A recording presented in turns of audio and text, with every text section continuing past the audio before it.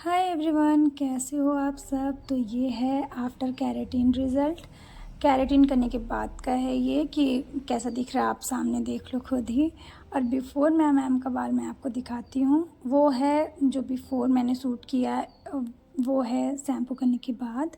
Shampoo करने के बाद मैंने शूट किया था। और कैरेटीन में ऐसा ही होता है कि पहले हम डीपली एकदम अच्छे से क्लीन करते हैं शैम्पू के थ्रू, और उसके बाद कोई कंडीशनर यूज़ नहीं करना है, ठीक है। और मैं जो कैरेटीन यूज़ कर रही थी वो था लक्सलिस ब्रांड का। और इसके वेबसाइट से भी आप परचेज़ कर सकते हो, और अदरवाइज़ आपको कहीं भी लोकल एरिया पे मिल रहा हो। लोकल में जल्दी मिलता नहीं, अगर मिल रहा हो तो आप यूज़ कर सकते हो परचेज़ करके, ठीक है। और आपको उतना ही निकालना है जितना आपको ज़रूरत हो, मतलब कि बाल का सेक्शन जितना आपने निकाला है उतना ही क्रीम निकालना। क्रीम बहुत ज़्यादा निकाल लोगे तो वो हवा के कांटेक्ट से आके वो ख़त्म हो जाता है, धीरे धीरे उड़ जाता है वो, ठीक है। और जैसे हम लोग स्मूथनिंग करते हैं ना, वैसे सेक्शन निकालना है। और निकालने के बाद आपको ऐसे, जैसे आप वीडियो में देख रहे हो, ऐसे मल्सीफाई करना है। आपको अच्छे से मल्सीफाई करना है। और इसको थोड़ा ही क्रीम लगाना है, बहुत ज़्यादा क्रीम नहीं लगा, इतना कंजूसी भी नहीं करना है। मैं कंजूसी करने को नहीं बोल रही हूँ, मैं ये बोल रही हूँ कि क्रीम बहुत एक्स्ट्रा नहीं लगाना है। आपको थोड़ा थोड़ा क्रीम लगाना, और मल्सीफाई करोगे तो ये वाटरी टेक्सचर में हो जाएगा, थोड़ा वाटर बेस होता है ये। और आप ना स्कैल्प से आधा इंच छोड़ के ही यूज़ करोगे, ठीक है। अच्छे से आप सारे बालों में लगा लोगे। अब मैं आपको बताती हूँ कि आप अगर समझ नहीं पाए हो कि स्टार्टिंग कैसे करना है, तो मैं उसके बारे में आपको पहले बता देती हूँ कि कैसे क्या करना है, ठीक है। आपकी क्लाइंट है और उसको आप बोलो कि शैम्पू करके आना चाहते हैं तो कर सकते हैं, लेकिन आपके क्लाइंट जो है ना वो सैलून पे आते हैं और उनको आपको डीपली डीपली मतलब एकदम अच्छे से क्लीन होना चाहिए उनका स्कैल्प और हेयर, ठीक है। तो आप उनका शैम्पू करोगे अच्छे से, सिर्फ शैम्पू करोगे, और उसके बाद बालों को सुखाओगे ब्लो ड्रायर के थ्रू।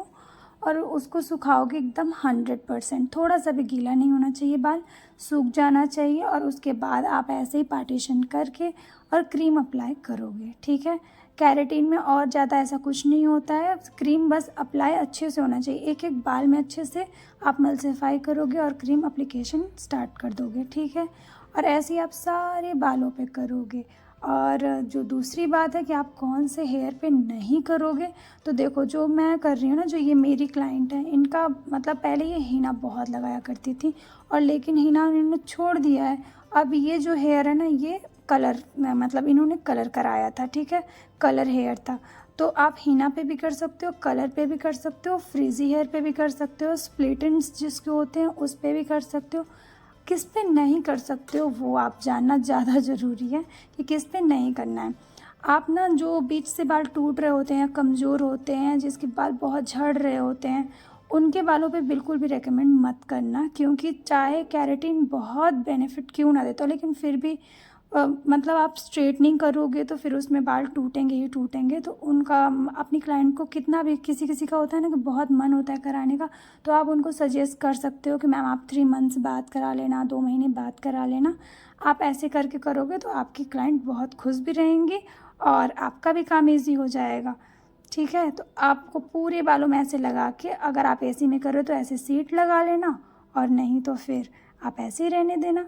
फिर उसके बाद हम लोगों को 50 से 45 मिनट बाद अपने बालों को ओपन करना है, और वो पूरा अब्जॉर्ब नहीं हुआ रहता है, थोड़ा सा ही अब्जॉर्ब होता है। और उसके बाद हमें ब्लो ड्रायर के थ्रू पूरा अच्छे से बालों को सुखा लेना है, ठीक है।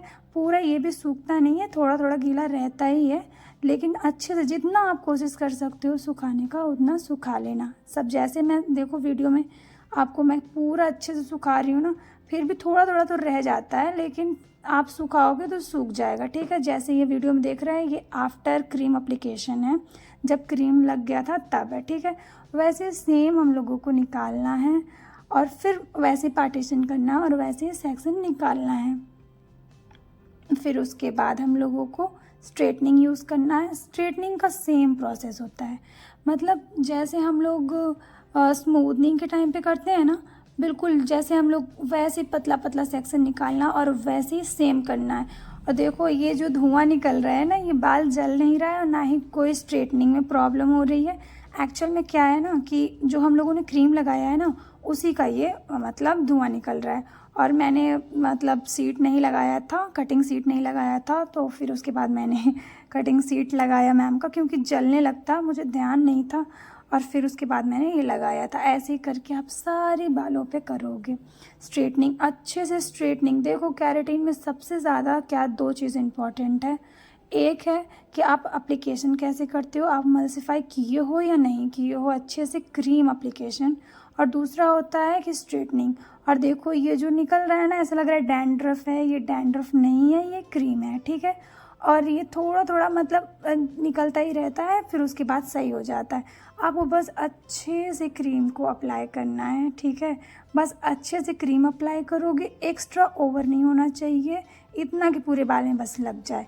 और वैसे ही आपको अच्छे से, जैसे देखो ये मैं स्ट्रेटनिंग कर रही हूँ, पूरे एक एक चीज़ दिख रहा है, एक एक बाल दिख रहा है ना, इसी तरीके से आपको भी कर लेना है। और ये था आफ्टर केराटिन, ये पूरा हो चुका है। अब ये 3 दिन बाद हेयर वॉश होगा। और अपने क्लाइंट को सबसे इम्पॉर्टेंट चीज़ ये बता देना कि जिस तरीके से आपका अभी दिख रहा है, ये 3 दिन बाद जब आफ्टर वॉश होगा, जैसे वॉश हो जाएगा, तो ये 50% ही आपका स्ट्रेट दिखेगा, उसके अलावा आपका नॉर्मल हो जाएगा, सिल्की और शाइनी दिखेगा। Thanks for watching.